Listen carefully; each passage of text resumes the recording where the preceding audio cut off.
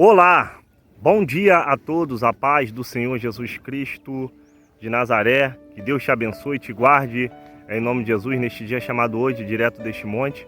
Sem mais delongas, se inscreve no canal aí, ative todas as notificações, deixe seu like, que é muito importante. Quando você deixa seu like, o YouTube entende que você está gostando do vídeo. Indica para outras pessoas que precisam de uma palavra, que precisam ser mais do que abençoados, em nome de Jesus. Eu quero orar pela sua vida neste dia chamado hoje. Eu sei que Deus vai fazer o sobrenatural sobre a tua vida, em nome de Jesus. Vamos para mais um testemunho e no final estarei orando pela vida dos irmãos. Compartilha esse vídeo no Instagram, no WhatsApp, no Facebook. Deixa Deus te usar, que eu vou deixar Deus me usar aqui, orando pela sua vida, em nome de Jesus. Deixe seus pedidos de oração nos comentários, que nós estaremos levantando o clamor. E eu sei que Deus vai entrar com providência e vai julgar todo impedimento por terra, em nome de Jesus. Acompanhe conosco no final, estarei orando pela vida dos irmãos. Nossa, 8 anos de idade, eu recém tinha saído de um abuso sexual, porque minha mãe me deu quando criança. Eu vim da cidade de Ijuí, interior do Rio Grande do Sul. Meu pai é descendente de alemão, olho claro, e eu nasci muito escurinha. Aí quando eu nasci, meu pai disse que eu não era filha dele. Minha mãe tinha 14 anos de idade, uma criança. Não tinha condições financeiras de me criar e me deu para uma família. A família que era para me cuidar, o homem bonzinho, aos olhos de todos, era o que me abusava, dos 2 aos 8. As minhas memórias são entre 6 e 8 anos, então alguns flashes mais pequenininha. Nesse período, eu sofria muito já, porque quando a gente é abusada, a gente não tá entendendo o que tá acontecendo, até porque existiam ameaças da parte dele na época, se eu contasse para alguém.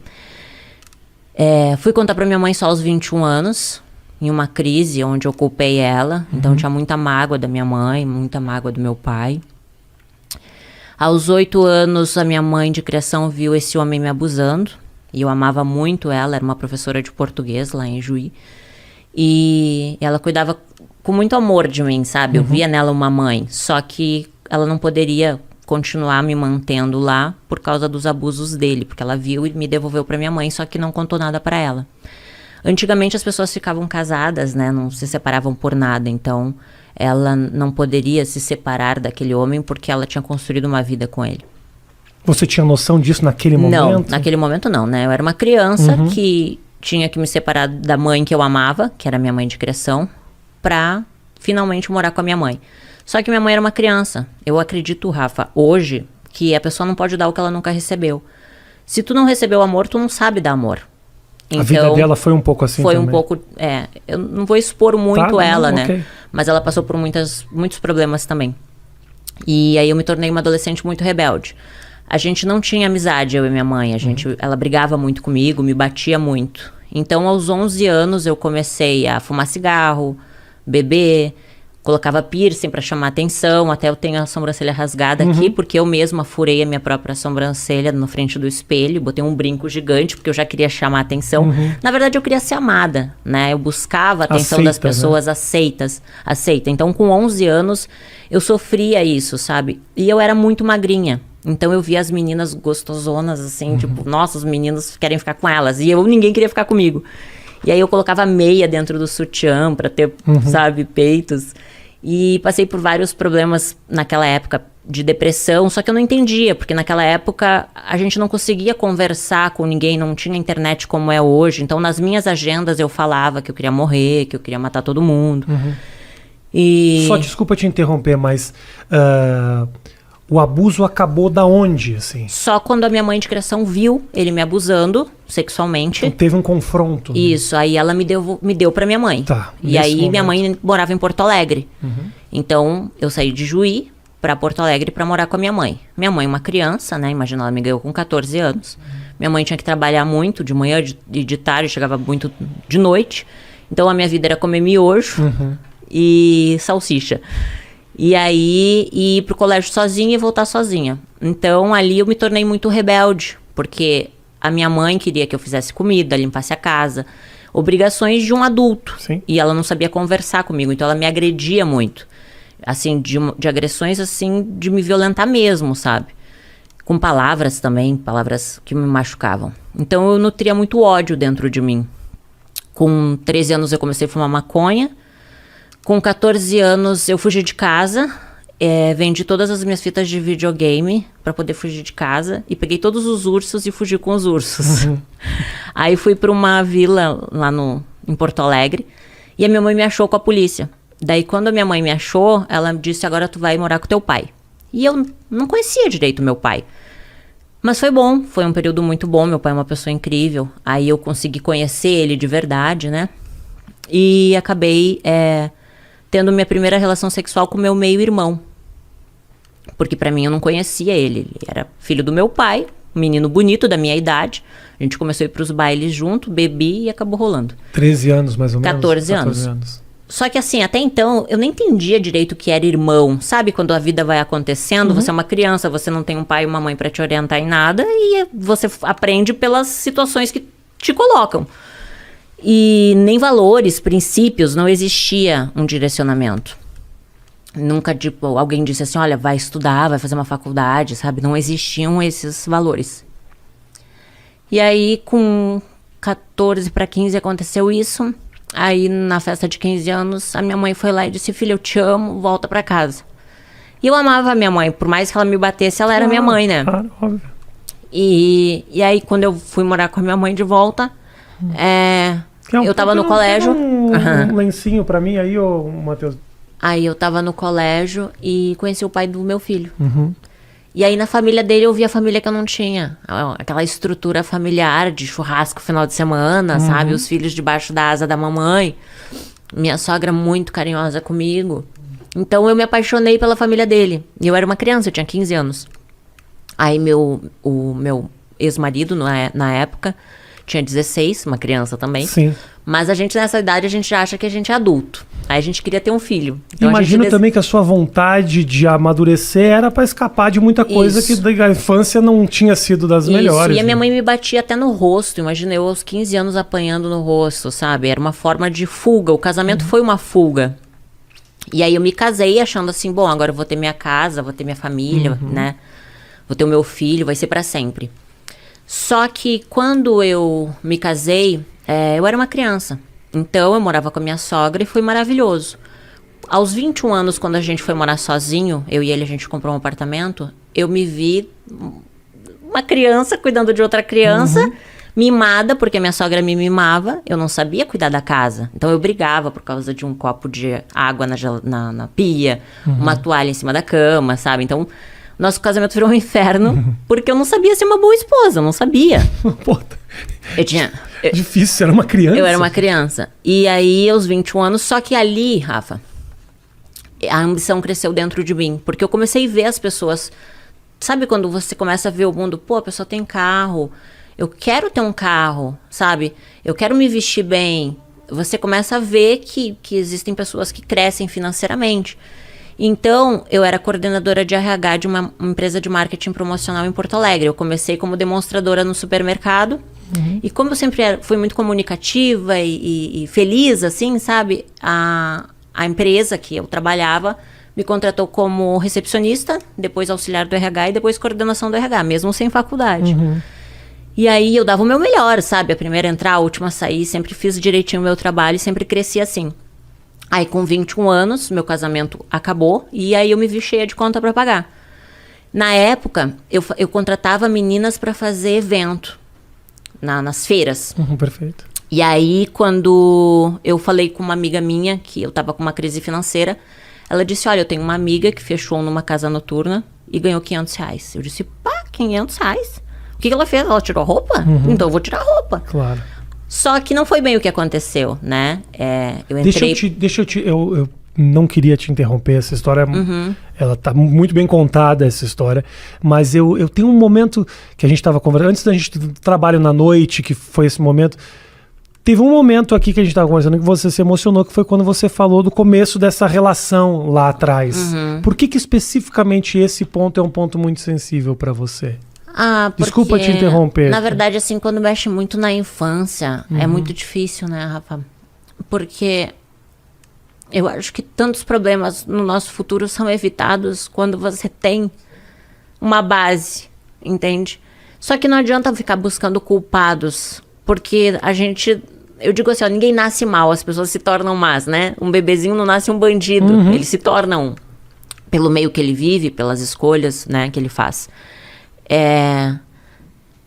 Com 21 anos, eu escolhi me prostituir. Aos 15, não eram as minhas escolhas, entende? Eu vivi o que o meio tinha para me oferecer. Então, falar disso não é escolher, porque eu escolho as coisas ruins e eu vou colher as coisas ruins. Mas você já nascer no meio de coisas ruins é muito difícil. Claro. Então, falar disso é bem difícil, sabe? Quando eu fui fazer o livro Morri para Viver, foi muito difícil.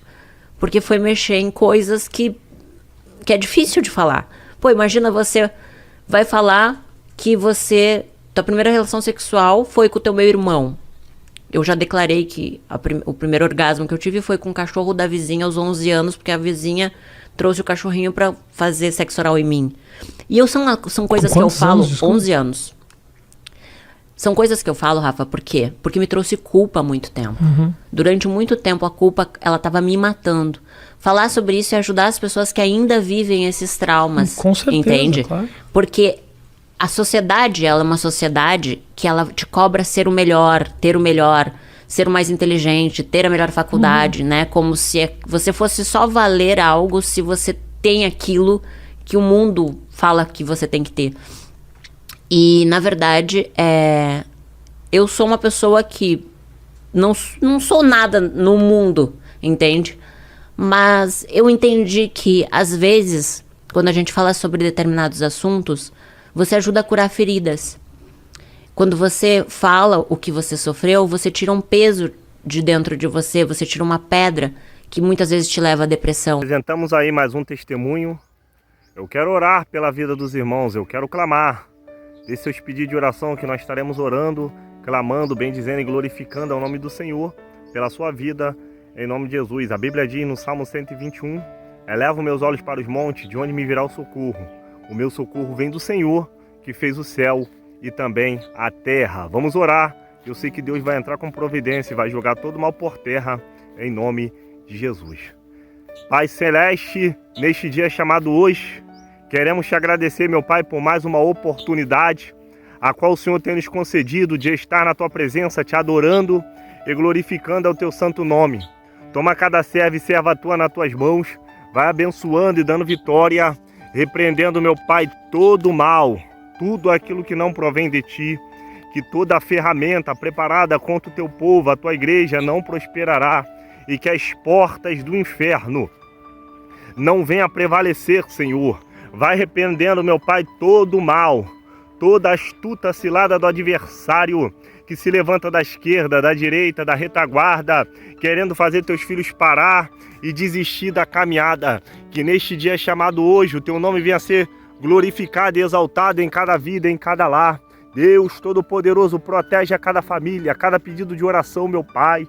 Quero lhe entregar aos teus cuidados, ser com teus filhos e as tuas filhas dando vitória. Que neste dia chamado hoje, direto deste monte, Senhor, o Senhor venha visitar, repreendendo todo o mal, toda a investida de Satanás, que toda a ferramenta preparada contra o teu povo, a tua igreja, não prosperará, e que as portas do inferno não venham a prevalecer, Senhor. Eu não te peço prata também nem ouro, mas o que eu te peço nesta hora, que o Senhor venha levantar, venha capacitar, venha erguer os teus filhos, Senhor. Deus Todo-Poderoso, precisamos de Ti. Sem Ti nós não somos nada. Nós somos como um grão de areia em meio ao deserto. Mas pela Tua graça, pela Tua misericórdia, o Senhor tem nos levantado e tem nos capacitado nesta terra para nós fazermos a diferença. A Tua palavra diz, meu Pai, Deus Todo-Poderoso, que nós devemos ter fé. E sem fé é impossível agradar ao Senhor. Por isso, meu Pai, eu uno a minha fé com a fé dos teus servos e servas tuas, que vão ouvir e ver esta oração. Deus Todo-Poderoso, que o Senhor venha fazer o teu milagre, derramar a tua glória, fazer algo sobrenatural. Visita, meu Pai, os que estão caídos. Visita, meu Pai, os que estão necessitados. Visita, meu Pai, aqueles que precisam de uma mão amiga, meu Pai, para se levantar, para erguer, para, meu Pai amado, sobreviver neste mundo. A tua palavra diz que o mundo já és do maligno, e o diabo ele tem feito, meu Pai, arruaça. O diabo ele tem tentado destruir famílias, casas, lares, mas eu creio, meu Pai, que eu posso todas as coisas naquele que me fortalece. É o Senhor que me fortalece, é o Senhor que me dá vitória, é o Senhor que abençoa, é o Senhor é quem ergue, é o Senhor que faz o sobrenatural ser derramado sobre nossas vidas. Deus Todo-Poderoso e de amor e bondade, que nesta hora, a cada pedido de oração, aqueles que estão internados, aqueles que estão depressivos, fracos, desanimados, Senhor, precisando se levantar, precisando erguer, precisando, meu Pai amado, Deus Todo-Poderoso, de uma porção dobrada, que o Senhor venha nesta hora, Deus Todo-Poderoso, fazer o teu sobrenatural, fazer conforme o teu querer, fazer conforme a tua vontade. Protege os teus filhos, meu Pai, do homem sanguinário e da bala perdida. Dê um dia abençoado, dê uma semana abençoada, que esse ano de 2025 seja um ano próspero, meu Pai, de bênçãos sem medidas. Deus Todo-Poderoso, em nome de Jesus Cristo de Nazaré, encerrando esta oração, quero lhe agradecer por mais essa oportunidade a qual o Senhor tem nos concedido de estar na tua presença, te adorando e glorificando ao teu santo nome. Deus Todo-Poderoso, muito obrigado. São essas bênçãos que eu te peço e já te agradeço em nome de Jesus Cristo de Nazaré, aquele que vive e reina para todos sempre. Amém e graças a Deus. Que Deus te abençoe e te guarde em nome de Jesus. Se inscreva no canal, ative todas as notificações, dê seu like, que é muito importante. Estaremos orando, clamando, bendizendo e glorificando ao nome do Senhor pela vida dos irmãos, em nome de Jesus. Compartilha esse vídeo no Instagram, no WhatsApp, no Facebook. Deixa Deus te usar, que eu vou deixar Deus me usar aqui, orando pela sua vida. Você pode deixar seus pedidos de oração da sua família, de alguém que precisa de um milagre. Deus vai operar em nome de Jesus. Que Deus te abençoe e te guarde. Fiquem todos na paz do Senhor. Shalom. Adonai. Fui. Até a próxima, irmãos.